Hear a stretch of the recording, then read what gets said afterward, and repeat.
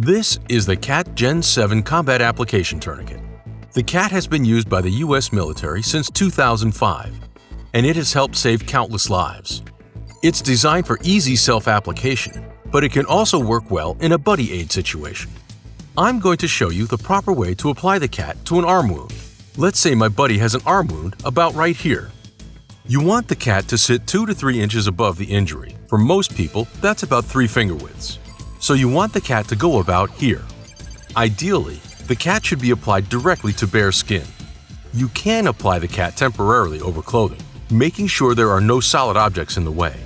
Loosen the C.A.T and then slide it over the injured arm. When it's in the right spot, pull the band tight.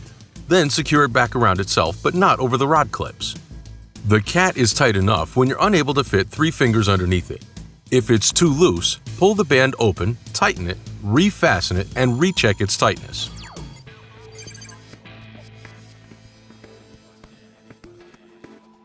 Now twist the rod. Your goal is to get the C.A.T tight enough to stop the bleeding. Lock the rod into place and check for bleeding and a distal pulse. If there's still bleeding or a distal pulse, you can tighten the C.A.T with the rod, or even consider applying a second C.A.T right above the first.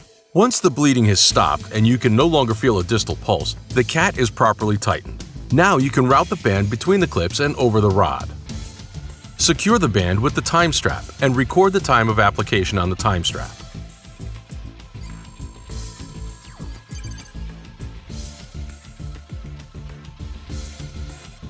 That's all there is to applying the C.A.T Gen 7 to your buddy's arm. Quick, simple, and it could save their life.